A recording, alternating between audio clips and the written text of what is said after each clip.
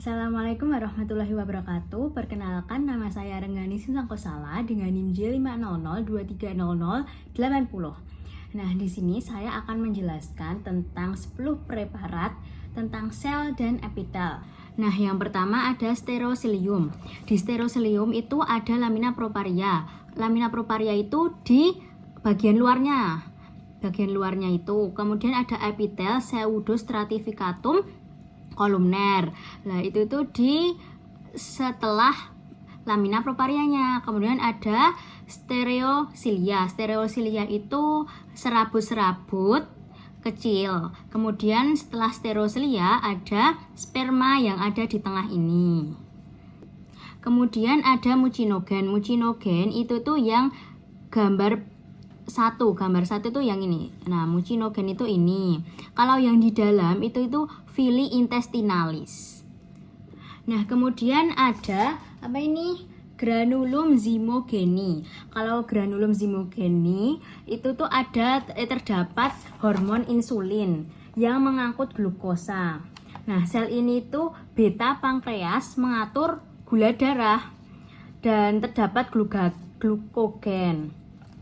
Di sel ini ada pars eksokrin. Eksokrin itu yang besar ini, dan pars endokrin yang kecil-kecil merah. Kemudian ada asinus. Asinus itu yang merah muda ini. Kemudian ada ductus itu yang ungu. Setelah itu kita membahas tentang tetes lemak. Yang pertama itu ada tetes lemak. Nah, di tetes lemaknya itu ada vakula lemak. Setelah vakula lemak itu ada lobulus. Lobulus itu yang kecil-kecil itu. Nah, vakula itu yang abu-abu ini. Setelah itu kita ada makrofagositus.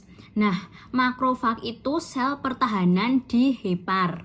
Nah, preparat makrosit ini berbentuk matahari, kan seperti matahari ini.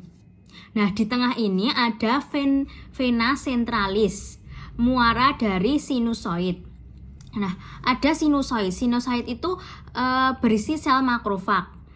Bagian merah muda itu yang tengah-tengah ini, yang kecil itu. Nah, terus ada hiposit itu sel hepar, bagian putih atau ungu tua ini. Nah, kemudian ada vena centralis itu udah. Nah, kemudian ada sitoplasma. Sitoplasma itu yang putih-putih ini. Sitoplasma itu yang nomor 3 yang putih ini. Nah, di makrofagositus ini ada sel Kupfer. Nah, sel Kupfer ini sel pertahanan makrofag. Warnanya itu merah muda karena pelebaran kapiler. Kemudian kita akan lanjut membahas tentang epitel. Nah, di sini epitel itu ada membran basalis. Ada contohnya itu membran basalis nih. Membran basalis. Nah, membran basalis ini merupakan struktur tempat melekatnya epitel.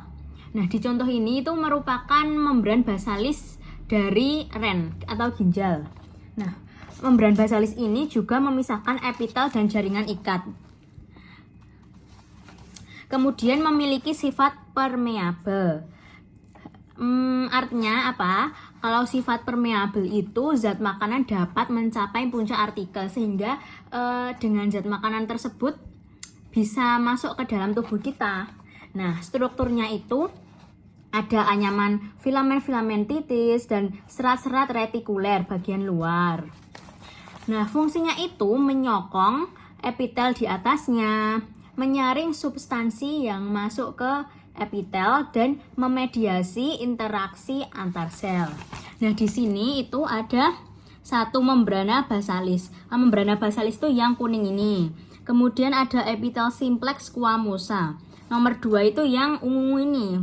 Nah, yang tengah itu di glomerulus. Nah, glomerulus kan di ren atau ginjal. Selanjutnya ada epithelium simplex cuboideum. Nah, di sini pertama ada simplex cuboideum yang berwarna berwarna merah muda yang kotak ini. Kemudian ada folikel nomor 2 ini yang abu-abu, dan massa koloid nomor 3 di tengah ini yang putih. Nah, ada parafolikuler. Parafolikuler itu yang merah muda, serabut-serabut ini. Nah, kemudian ada epithelium stratificatum squamosum non cornificatum. Nah, epithelium stratificatum kan berlapis. Nah, squamosum itu kan berbentuk pipih, dan non cornificatum itu tidak bertanduk. Nah, pertama itu ada apa ini? Nomor 1 itu epithelium stratificatum squamosum non cornificatum. Nah, nomor 2 ini jaringan ikat. Ada jaringan ikat, nomor 2 ini merupakan jaringan ikat. Kemudian ada lapisan otot sirkuler.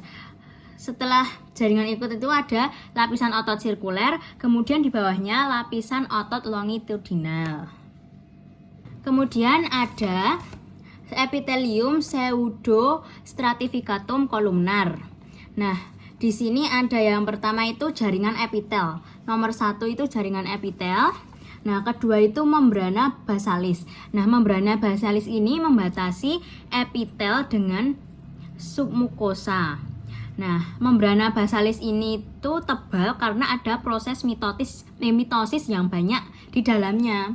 Kemudian yang nomor 3 itu yang di tengah itu sperma, dan nomor 4 itu sterosilia. Sterosilia itu kayak serabut-serabut sterosilia.